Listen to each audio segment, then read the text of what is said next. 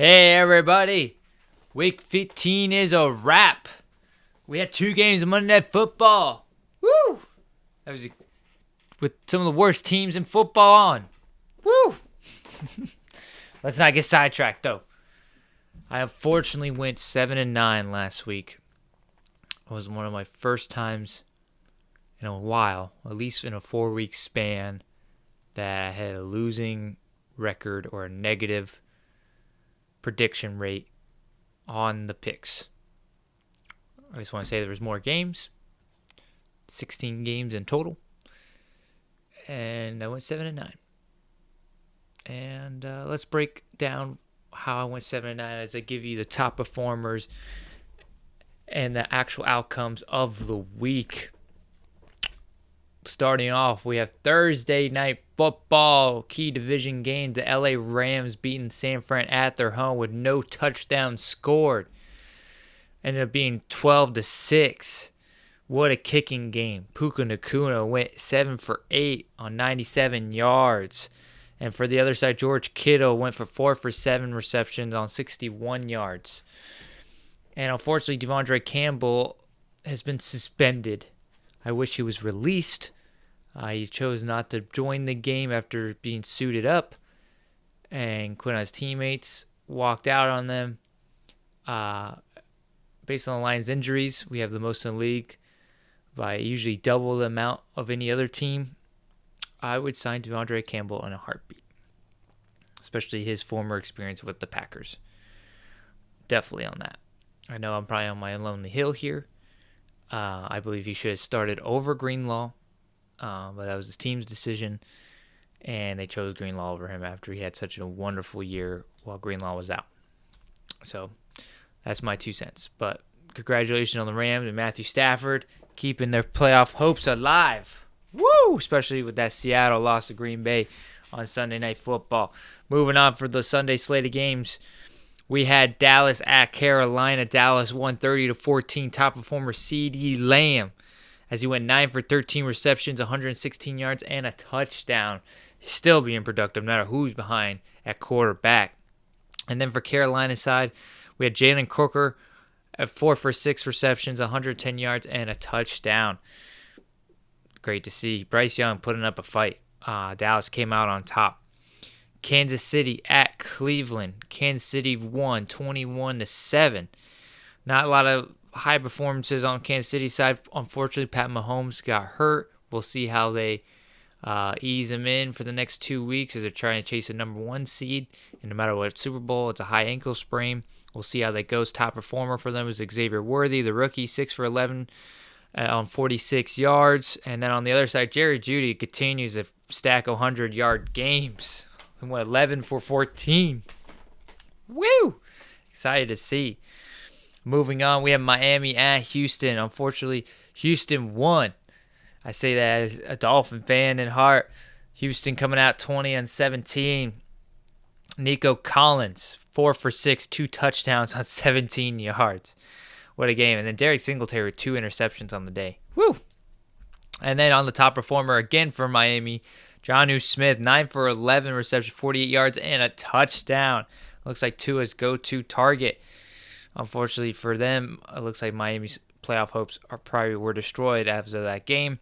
Then we had New York Jets at Jacksonville, the fight for the top draft pick. The Jets did not get the memo. Aaron Rodgers balled out. New York Jets beat Jacksonville 32-25. Devontae Adams, 9 for 12, 198 yards, and 2 touchdowns. And then on the other end, the rookie Brian Thomas, 9 for 11 receptions, 48 yards, 105 yards, and 2 touchdowns. What a receiving game for both teams. Great shootout. It was definitely entertaining to watch. New York Jets came out on top. It looks like Aaron Rodgers does not want the Jets to take a top quarterback.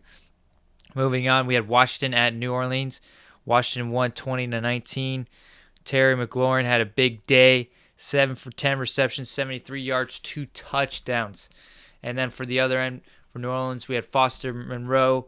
He was 100% on 4 for 4, 39 yards, and a touchdown. Woo! Good win for Washington. Moving on, we have Baltimore at New York Giants. Baltimore came out on top 35-14.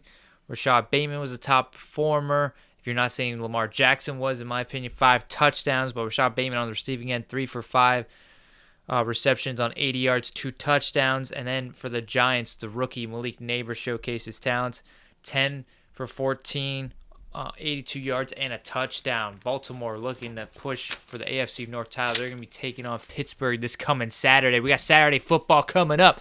Woo! And then we had Cincinnati at Tennessee. Cincinnati came out on top 37-27. T. Higgins, 5 for 8, 88 yards, and a touchdown. Woo! And then on the other end, Tennessee, you'd be surprised to see Tajee Spears. He had 6 for 7 receptions on 87 yards and 2 touchdowns, 1 rushing, 1 receiving. He had a fantastic day. I'm sure a lot of you benched him on your fantasy teams. He would have won you. Moving on for the 4 o'clock games, we had New England at Arizona. Arizona came on top 30-17. James Conner, 16 rushes, 2 touchdowns and 110 yards. And then on the other end for New England, Demario Douglas went for 100%, 3 for 3 on 11 yards and a touchdown. Moving on, Indianapolis at Denver. Indianapolis could have won this game. Jonathan Taylor took a touchdown up and fumbled the ball right before the goal line just to give it back to Denver.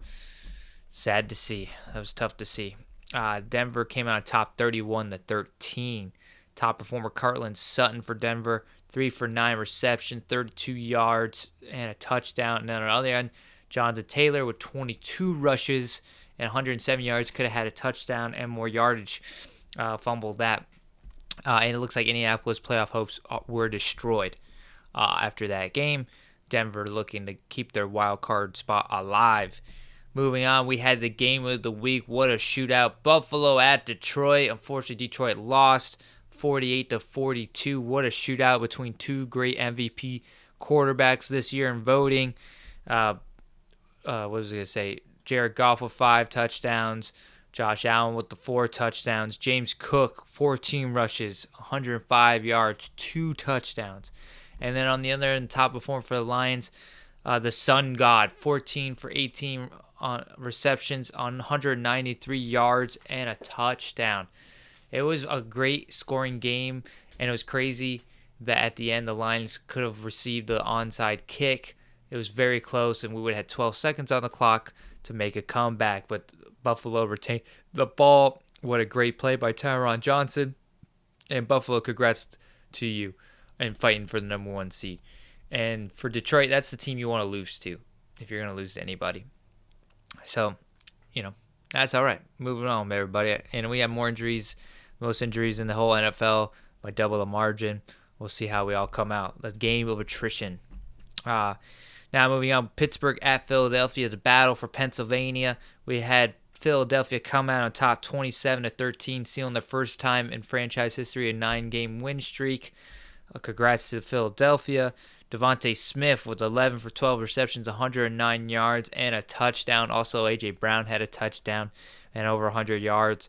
And then for the Steelers, not a lot of top performers over there. Pat Freiermuth had a touchdown with 22 yards and went 50% on 3 for 6 receptions. Philadelphia came out on top, whipping that. Pittsburgh has got a big game against Baltimore coming up. Key division. Then moving on, Tampa Bay at Los Angeles Chargers. Tampa Bay laid the wood and destroyed Los Angeles Chargers. The score was 40-17. They outrushed them 200 yards, I think, to 40 yards. Mike Evans had another great day as he's on pace for that 1,000-yard season. 9 for 11 receptions, 159 yards, 2 touchdowns. Lade McConkey on the other end, the rookie, had 5 for 7 receptions, 58 yards, and a touchdown.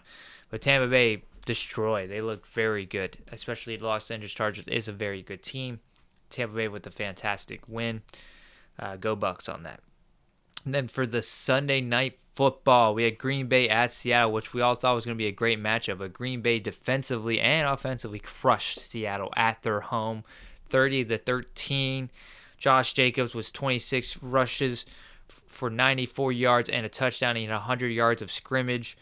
And then on the other end for Seattle, Jackson Smith-Njigba, 10 for 12, 83 yards, no touchdowns.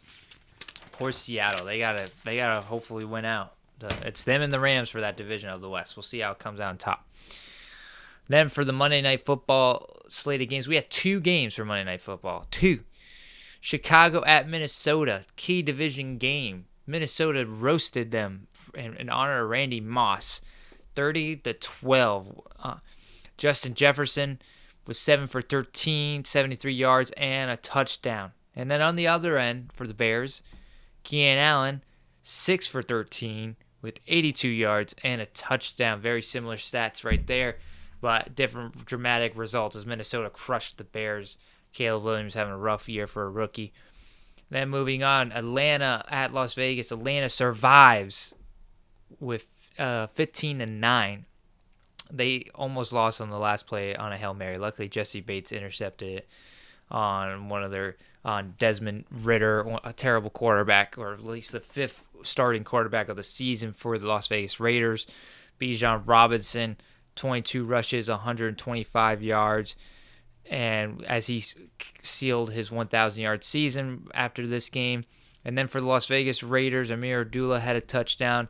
And Jacoby Myers with 5 for 9, 59 yards. What a week of football. And then we have this upcoming week, week 16 of football. It's going to be great. We have Saturday football. Woo! Let's go. Thursday night football. Key division game. Chargers, Denver. Saturday, Houston Chiefs, and then follow that up with Baltimore Steelers. Let's go. And then Sunday slate of games, and then Monday night. Woo, woo, woo, woo. Let's go. Can't get enough of it. Can't wait for all of it. Excited. And tune in for my picks for Week 16 coming at you soon. Thanks again for watching. I hope you all have a fantastic one, and happy holidays from yours truly. Thank you again for watching.